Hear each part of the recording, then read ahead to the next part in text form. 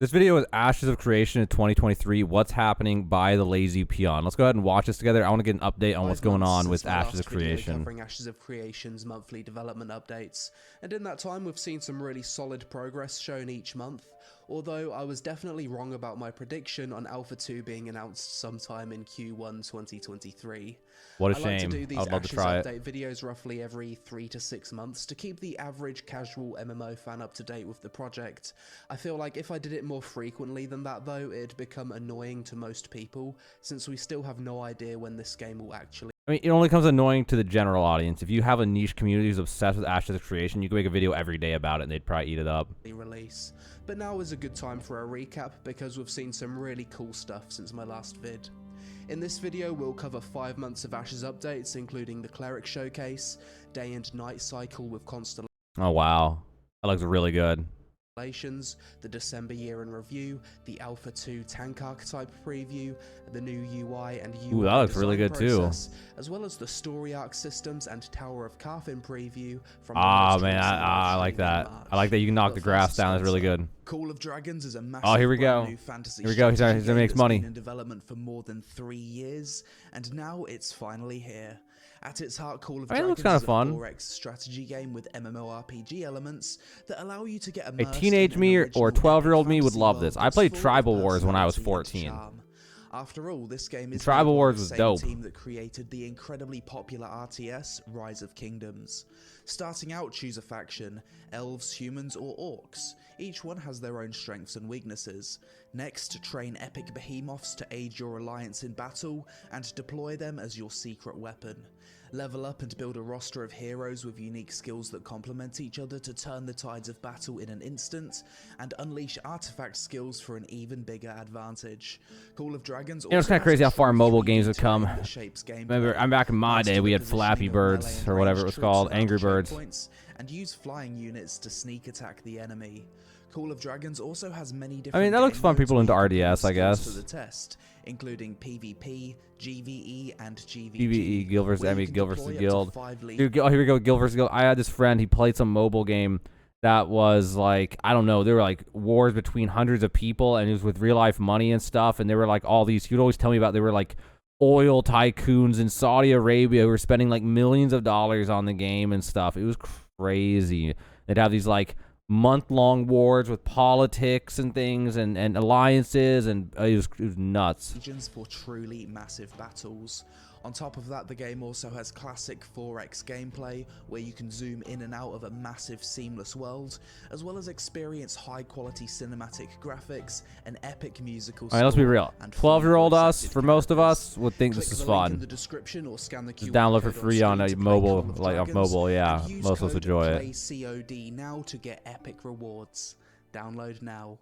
So starting out with the Ashes Here we go. November update. In this one we got a 41-minute long gameplay presentation that showed off a few things.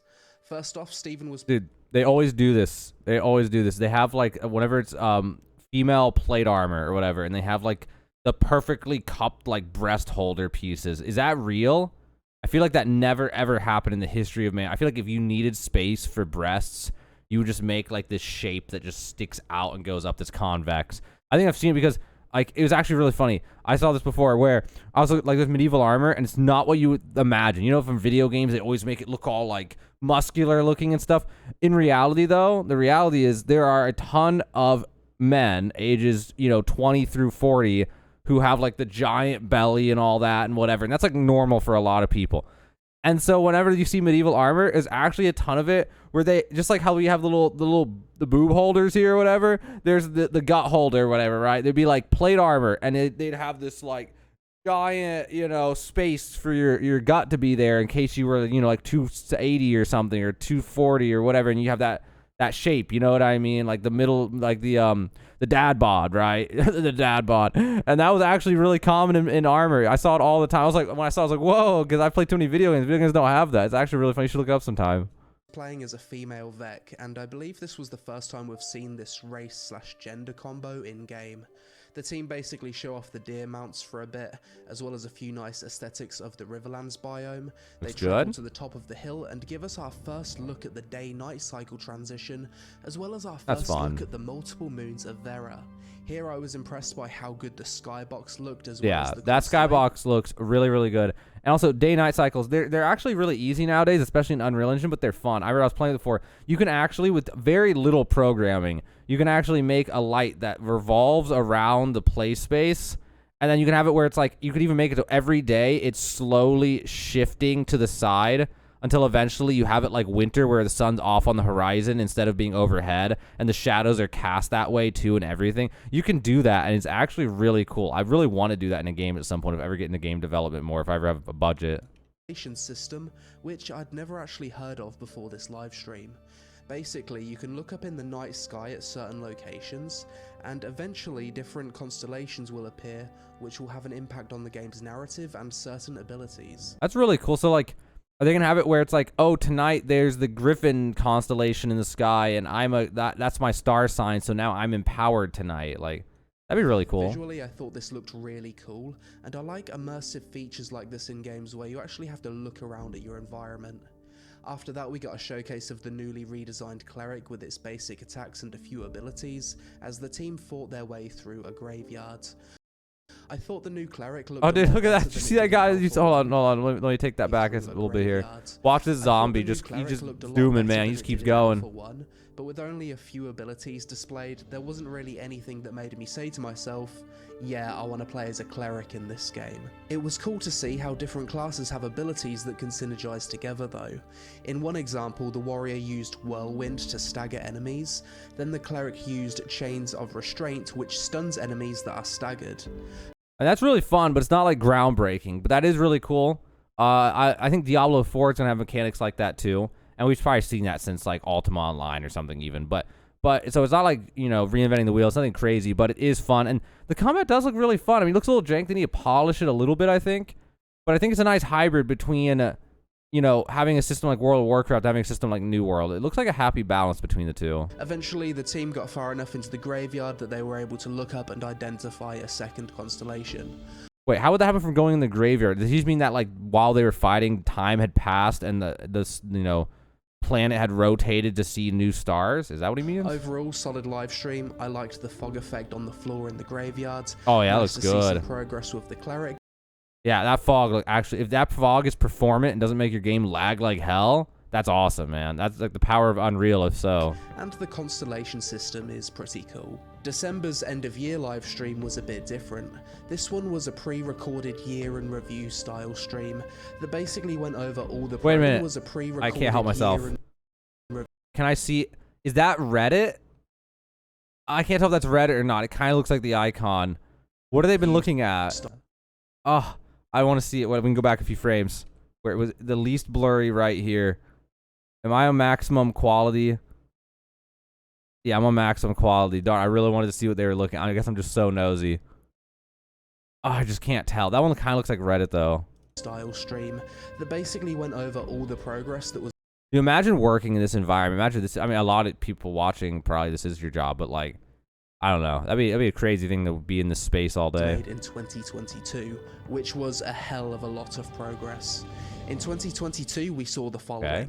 The year started with the announcement that the team was moving from Unreal 4 to Unreal Unreal 5. Yeah, that's a good choice. Unreal 5, like, the reason it's going to be so smart that they're at Unreal 5 is because when they first did that, that was like, it would seem like a bad idea because Unreal 5 was not really ready yet. Like 5.0 was, it had some issues, let's just say that, with performance and things using Lumen and Nanite and stuff. But they have a long-term plan. They probably won't release the game until 2024, 2025, or God knows, maybe even longer. So by the time they release the game, Unreal 5 will be stable and as performant as it's gonna be, basically. Lumen's gonna be optimized. Every update, they optimize Lumen more. They optimize Nanite more. They make things more performant. They make things less buggy. Things work better and stuff. So this was a really smart decision since they have a longer term plan. And the other thing about Unreal 5 is it allows you to do a lot of cheat things to make things look way better with way less effort. Which in a case of an MMO, that allows you to make way better looking environments when you have to make so many of them in such large spaces. You can make them look better with less time. In January, we got multiple race reveals. February was an animal husbandry themed stream. Animals. Oh, those animals look so cool. In March, we got our first look at the Alpha 2 Blend, character Sculpt, creator. Origins. Oh, in April, a lot to the it. team discussed the game's event system. In May, we got I heard of the event system. I don't remember anymore though, but there was something like, oh, goblins are slowly, you know, becoming a thing, and if you don't kill them, they start getting stronger, start raiding and stuff, and if you keep ignoring them, they eventually are just obnoxious. An epic live stream showing off the dynamic seasons and weather tech. I want to talk about that too, the weather tech. This was something that was really funny because I saw a lot of reactions about this where people were like, whoa, that's so cool, that's so groundbreaking that they did that. And it is cool. It's groundbreaking that they're going to be using it, but it actually is, believe it or not, it's just like a built-in thing in Unreal 5. There's actually I forget what it's called in the thing, but there's this system if you use certain trees and stuff and certain foliage that you can just have a little slider, and what season is it? And you can go between, or I don't know if it's a slider, but you basically go between spring and all the way through winter with basically a slider, and then you just have to have compatible trees. So if you have, like, for them, where they have actual 3D modelers, the big problem with it was the default trees that were compatible with that were like 1,000,000 polygons and stuff. So the shadows they cast would just destroy your graphics card. But if you have someone who actually knows 3D modeling and stuff, and you have those people on your payroll, you can take those things and you can like adjust them and fix them up and like make them more performant, and then make sure they're compatible. Or maybe even if you have the time, I guess you could make your own trees that are compatible with that system. Then you go place them all in the world, and you just use a little slider to control the season. You'll control the entire world, and you know that's pretty much how it works in a nutshell. So it's not totally it's groundbreaking that they're going to be using it, but it's actually not as crazy as it seems as far as how hard it was to do it. June showcased a major update to the game's combat system. Yeah, I saw this one. Melee basic attacks. In July, we got a good preview of... Oh, dude, they got hippos. You know what fun it's going to be? To, like, go to where the hippos are, skin the hippos, get the hippo leather, and then take it to, like, some cold place that doesn't have hippos and sell it for a ton of money. If that's a thing, that'd be really fun. The desert biome, as well as a discussion on dev tools. In August, the team announced... I want to stop at this. I know stopping a lot, but, like, he's going fast. So, we got the grasslands. We have the mountains. We have a foresty area by water. Kind of looks like oasis-y, deserty kind of area top left, and then a hardcore desert to the right. That looks like good diversity. It's fun. That's just one area of the map. With less nodes to ensure the and also, I don't know if you just heard it. He said this is something else I want to talk about. They increased the map by 2.5x. I mean, there's a lot of complaints about people being like, "Oh, it's never going to come out now." Well, one of the things though is they're using Unreal 5 now, and I think that's one of the reasons they made that decision, because they went to Unreal 5, used it for a few months, and then were like, "Wow, this makes it so much easier to make the environment that we might as well just make the map bigger." It's totally worth the investment, basically. And I think it's a smart idea, because when you're using Unity and other random game engines, it's such a bitch to actually put down all the trees and the foliage and make it all work right. But in Unreal, you can get to you can do all these things to make it so fast that you might as well just go all in and just make it bigger, because you're going to be able to make a better looking game that's way bigger with way less time than other games. A lot of games will have their own custom game engines, like World of Warcraft's on some ancient custom game engine, basically. So for when they have to do this stuff, it's a bitch. And they keep on like working on their game engine to try to make it better. But like Unreal Engine, they specifically, their job is to make the engine work good, and it does. So they can actually do a lot, and it's way better. Feels realistic, and there's enough space between nodes. September, we got a look at the Ranger, basic weapon attacks, and a few abilities. October's stream focused on the gathering system, and we basically learned... Oh my god, it actually stays together when it hits the ground. I always love that system. You cut the tree down, the tree actually falls. But I've never seen this before. Normally in like, the other ones I've seen, this is Valheim and Sons of the Forest. They always have it, the tree hits the ground, it explodes and turns into a bunch of logs.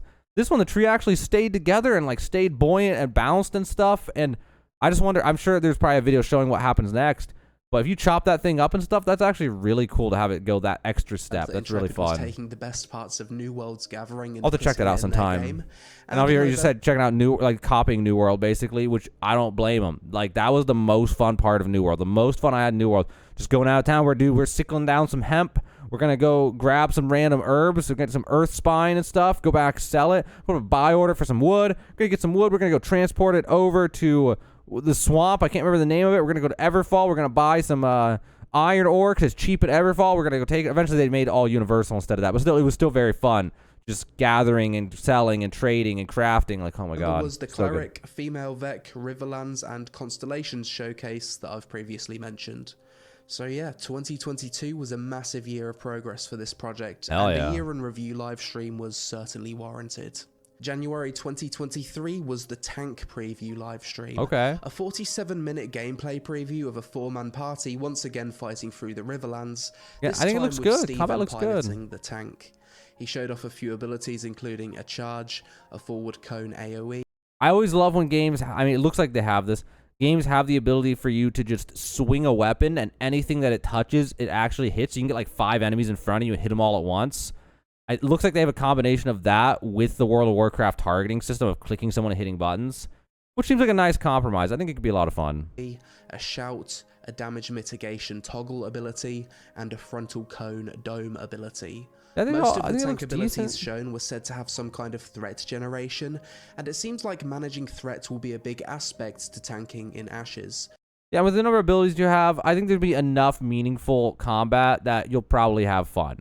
Like, I know a lot of people are like, oh, it's, you know, doesn't look polished, it doesn't look like this. I think a lot of people are just used to what they're used to. Like, if you're used to World of Warcraft, you're like, well, it doesn't look this way or that way. If you're used to, like, you know, Black Desert, then it doesn't look a certain way. I think, though, as the main thing that's going to matter here is it glitchy or buggy like New World was, yes or no? If no, then we're good. And then the other thing is it meaningful? Are you going to be killing things and then, like, in a way where you feel like you're putting enough effort in, but you're also not, like, you know, just sweating bullets, basically, like you're playing Overwatch or something. So, you know, it's a compromise for this audience. But I think it looks good. I think anybody who's complained about the combat, I think once they actually get it in their hands, I think they'll probably have fun. For most people. Some people might enjoy that style of gameplay. Oh, that was really good. He stomped the ground and the grass, like, went flat. Not so much. That's the fun. team fought their way through the Riverlands and eventually died to some elite mobs due to an overpull. Apparently this area is designed for group sizes of 8, but with small pulls they slowly made it through the area, with Steven gradually looting himself a full set of blue tank gear with a tower shield. During this live stream, the thing that actually impressed me the most was the attention to detail in how some abilities interact with the environment. Here, for example, the shout ability visually moves the grass in a cone. I thought this was so cool, and it's little things like this that make me feel connected to the world in an MMO. Later, we also got our first look at the tank's active block ability. Personally, I'm not too sure how well this will work with a hybrid combat system in the long run, but I guess we'll see during testing. I think it'll be fun. I think it's always fun to have some way to defend yourself as a tank, even just like a little block that you can do. Eventually, they made it to the final boss of the area. Steven equips his full Titan bark set, and that concludes the live stream. I'm not really a tank player, so I don't have any strong opinions on the gameplay shown, but it looked decent enough. During this live stream, we also had multiple first looks at UI elements. Oh, we'll receive XP, 225 XP, 10 gold. Pretty standard looking UI here. Such as the looting window, the map, need, greed, pass options.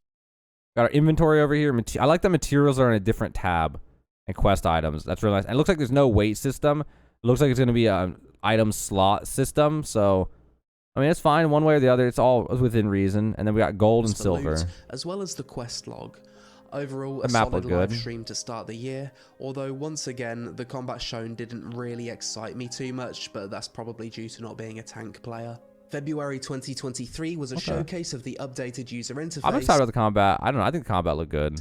As well as a talk about the UI design process. And if it's one thing I'm absolutely certain of about Ashes of Creation after this live stream, is that this game will have a highly customizable top-tier UI. As you can see from these slides, the UI has a very distinct and cohesive style about it. The inventory UI seems to have a lot of inbuilt functionality right off the bat, with tabs that allow you to quickly sort between materials, quest items and gear, and there's also a sort button too. So far it kinda reminds me of the inventory in BDO, except with no weight limit. Yeah. Look at the iconography. Whoa, we gotta go back here, hold up. BDO, except with no weight limit. Quickly. I'm not familiar. I haven't kept up. These are the classes right now: fighter, cleric, ranger, rogue, mage, summoner, bard, tank. Why does it feel like it's dark and dark? Maybe they're gonna get to by P3. No, anyway, you know me. You don't know me, but if you know me, I'm gonna be playing cleric. Man, I love healer. That's all I'm gonna be doing the whole time. We're gonna be healing. Look at the iconography. Some abilities. I feel like there's nothing about these abilities that's any like totally insane. Like I don't look at these abilities and I'm not just like whoa. But they're good. I mean, like they fill the role. I think like when I'm using the abilities, I'll see it. And it's just not going to break my immersion. I think your goal with ability icons and stuff is just don't break your immersion. Just have it be cohesive, have it look good, and you're just like you don't even think about it. The goal is to have the user just not even think about it. And I look at these, I'm like, yeah, it looks good. I'm just hitting my abilities, whatever. And a solid look at the quest log with the multiple dialogue options. You've got the NPC portrait in the top. Pretty standard stuff here. And there's a visual. I mean, they did a good job though. I mean, but it's like it's pretty. It just worked. You don't need to like reinvent the wheel on this. It's like, all right, this is good. indicator of each quest step, as well as optional quest steps. I do like that there's optional Here's a stuff. look at Sometimes the that's fun. crafting interface. So Oh, you got crafting. I love crafting. All right. Blacksmith. Weaponsmithing. Is blacksmith, the weaponsmithing underneath the blacksmithing? Is this going to be like WoW, or is this going to be like Mortal Online? Because it's only, I think that said, that's 75. It said 75, 100. So I'm not sure how that works. Is it going to be that I have 75, 100 for spiked iron mace specifically, or weaponsmithing? I think it's weaponsmithing. Is weaponsmithing a subset of blacksmithing? And do I have like I don't know. But I don't know. It kind of makes me think of Mortal Online mixed with World of Warcraft, but we'll have to see. I mean, maybe they showed it in a video. Maybe I need to see that video, but it looks promising. It looks fun. a full look at the quest journal, a preview of the options menu. Oh, I love options. Shadows, particles. I hope they have that thing where when you mouse over it, it'll tell you, like, oh, this one's heavy on the graphics card. This is heavy on CPU. This one eats a lot of RAM. Like, it's always fun when they tell you what they do, because most people don't know. Like, the only one I know with shadows is always graphics card. That's, like, the guaranteed one. You know what I mean? And finally, the character sheet. Oh, we got power, dex, con, int, wisdom, mentality. Spell power, action, pen, design. Okay. I mean, pretty standard stuff. Like, you don't need to reinvent the wheel. Looks good. We got stats. We got gear sets up there at the top right. That looks like it'd be promising. Be able to swap gear sets easily. But yeah, it looks good. Overall, I think the UI design so far looks amazing. I mean, I wouldn't say amazing, but it looks good. Like, you know, they haven't done anything groundbreaking, but you don't need to. You just need to fill the role and have it look good, and it looks good. Especially impressed by the quest log and the quest dialogue window. It has a very unique and polished style about it that displays all of the relevant information that you'd want to see. We also know that the UI will be highly customizable to the same level of games like BDO, Final Fantasy XIV, I'm down. and World of Warcraft. Might as well. Options to save presets, so there's no real concerns with the UI on my part. However, the only thing I wish they'd improve is the nameplates on the mobs for the upcoming showcases, because currently, it doesn't look too good. I feel like it's not that bad, but if they're making everything else that customizable, I'm sure that'll probably be customizable too then. I'm pretty sure this is just placeholder for now though. Finally, the March livestream, and this one was a bit of a banger as it showed a big system not previously shown in Ashes before, the story arc system. Okay. So basically, as nodes level up and certain conditions are met, points of interest around a node may become active, and a special time-limited narrative server-wide event with quests will occur. I've heard about this already. In this case, the Tower of Carfin narrative was activated. Upon activation, the world shook, and the top of the tower exploded. The area was engulfed in a red mist, and blood starts pouring from the corruption-infested walls. That's really cool, actually, though, having things like that happen. Because when you're playing an MMO, the biggest thing nowadays in the MMO is it needs to feel dynamic. The world needs to feel like it's changing, so you always feel like something new is happening. Because it was different back in the day. So, like World of Warcraft Classic, for example. It was easier to retain players because there wasn't that much competition. Like, yeah, I'm going to play World of Warcraft, or I'm going to go download, like, Jack and Daxter on PlayStation 2 or something, right? Like, you have options, but you didn't have that great of options a lot of time. Where nowadays, it's like, I can go to Steam, and there's, like, a billion games. There's so many options. There's even free games. There's so many choices that, like, if I get to a point in MMO where I feel like I've done everything for that patch cycle, I'm just kind of clocked out, man. I'm just like, I don't really, why am I doing this? I'd rather just go play, like, Overwatch or whatever other game, you know? But, so nowadays, there's a different market that they're in where in order to, like, you either pick what way you're going to do it. You can do it the World of Warcraft New World way or whatever of, okay, everybody stops playing slowly. Oh, there's an expansion. Oh, the player count goes way up, the graphs way up, and then goes way down, and you just keep doing that.